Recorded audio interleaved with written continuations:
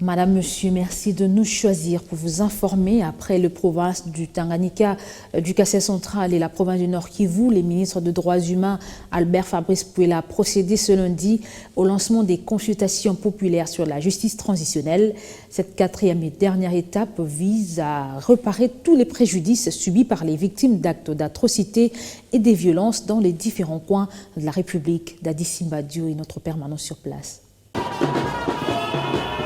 C'est dans une salle polyvalente du Flat Hotel Lede de Matadi, pleine comme un œuf, que le ministre des Droits humains du gouvernement central, Albert Fabrice Pouela, a procédé ce lundi 21 mars au lancement officiel de consultations populaires sur la justice transitionnelle. L'occasion pour ses membres de l'exécutif national d'éclairer la lanterne de l'opinion publique sur cette nouvelle approche qui implique la réparation multiforme des préjudices subis par les victimes d'actes d'atrocité et de violence, notamment dans plusieurs territoires de la province du Congo central, avec les massacres des adeptes du mouvement politico-religieux Bundu Mayala, autrefois Bundu Congo BDK en sigle entre les années 2007 et 2019. Dans cette caravane de la paix, de justice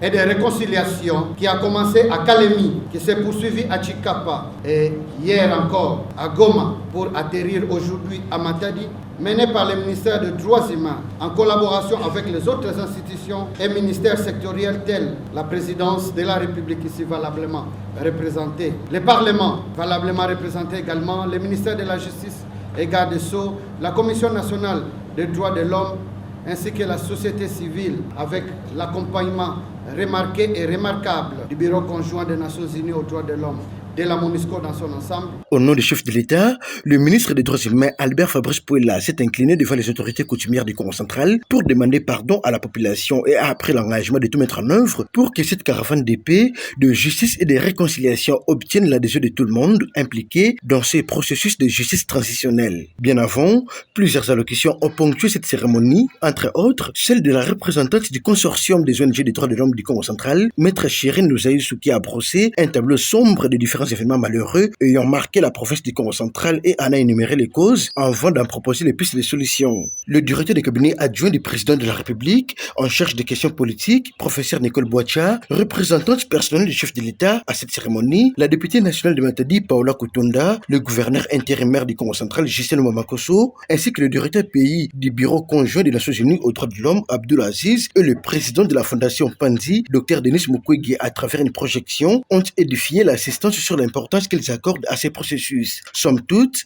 le chef-lieu du Congo central constitue la quatrième et la dernière étape de cette première phase de la tournée du ministre des Droits humains à travers les territoires nationaux après les villes de Kalemi, Chikapa et Goma.